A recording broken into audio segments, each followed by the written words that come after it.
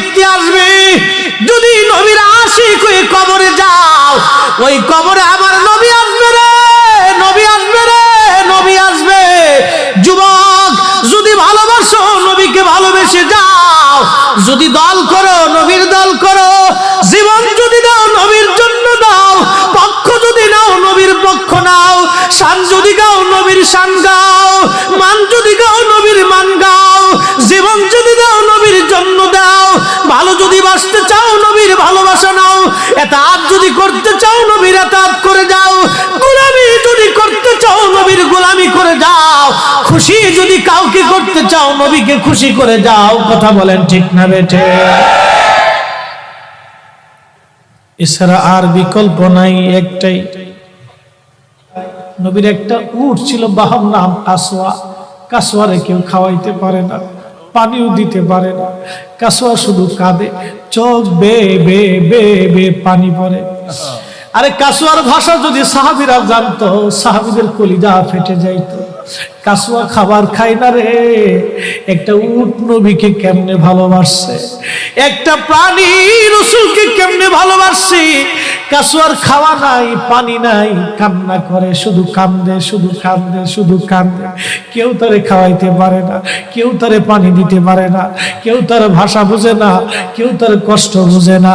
কিছুদিন পরে কাসওয়া নবীর বিরহ বেদনা সহ্য করতে না পেরে একটা কুয়ার মধ্যে ঝাঁপিয়ে পড়ে কাসওয়া আল্লাহ নবীর দরবারে চলে যা। একটা প্রাণীর নবীর প্রতি ভালোবাসা, ভালোবাসা, ভালোবাসা, ভালোবাসা, ভালোবাসা। এই জন্য নবী বলে গেছে, কাসওয়া আল্লাহর জান্নাতে আমার সাথে চলে যাবে। আল্লাহর হাবিবের ইন্তেকালের পরে সাহাবায়ে কেরাম চিন্তিত, খুবই কান্না জড়িত।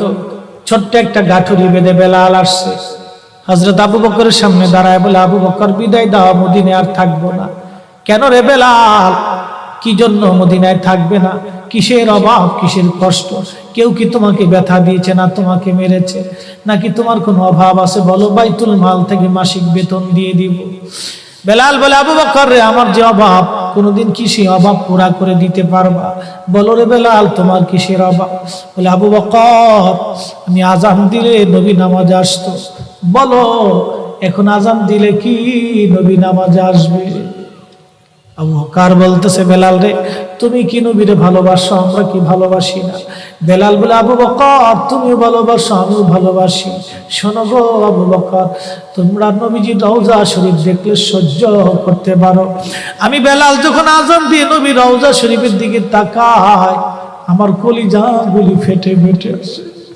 আমি বরদাস্ত করতে পারি না, সহ্য করতে পারি না। মদিনাতে দাঁড়ায় থাকবে, দুই রকমের হাজি পাবে। যখন 7 নম্বর গেট দিয়ে বাবু সালাম দিয়ে হাজিরা ঢুকে সালাম দিতে দিতে যায়, কিছু নবীর পাগল আছে, রওজার সবুজ মিনারা দেখলে চোখ বেয়ে বেয়ে পানি আসে। রওজা শরীফে ঢুকলে তারা হাওমাও করে কাঁদতে থাকে, আর মুতুয়াগুলি খালি ধমক দেখে, ইয়া হাতি আল্লাহ বেদা, আল্লাহ আল্লাহ আল্লাহ আল্লাহ শিরকি আল্লাহ বেদা।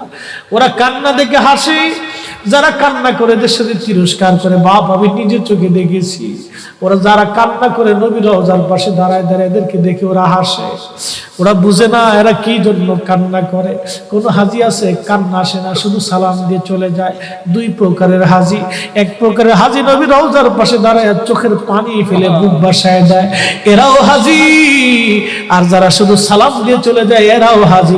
আকাশ আর পাতাল তফাৎ। আমার দেশের কত ধনী, আল্লাহ পাওয়ার জন্য মাহে রমজান আসলে মক্কায় দৌড়ায়, মদিনায় যায়, কয় মক্কায় নামাজ পড়বো, মদিনায় নামাজ পড়বো। 1 রাকাত নামাজে 1 লক্ষ রাকাতের সওয়াব, 1 রাকাত নামাজে 50,000 রাকাতের সওয়াব। উমরা করে মক্কায় কাটায় সময়, মদিনায় কাটায়। মক্কায় কোরআন খতম দিতে চায়, মদিনায় কোরআন খতম দিতে চায়। সওয়াব মাহে রমজানে অগণিত সওয়াবের আশায় ব্যক্তিগুলি আল্লাহর ঘরে হাজিরা দেয়। কিন্তু বাড়ির পাশে গ্রামের কত গরিব মানুষ টাকার অভাবে বাবা ভালো ইফতার করতে পারে না, টাকার অভাবে কত মা ভালো সেহরি করে রোজা রাখতে পারে না। এই ধনীরা এই গরিব মানুষের ঘরে খাবার না দিয়ে আল্লাহরে পাওয়ার জন্য মক্কা মদিনায় দৌড়ায়। আল্লাহ ডাক দেখো, বান্দা একবার মরে দেখ, কায়দা মতো জুতা দিয়ে পিটামো, আমার বান্দারা না খেয়ে ইফতার করবে, আর তুই আল্লাহ পাওয়ার জন্য মক্কায় আইছো, এমন আল্লাহ আমি ধরা দেব না।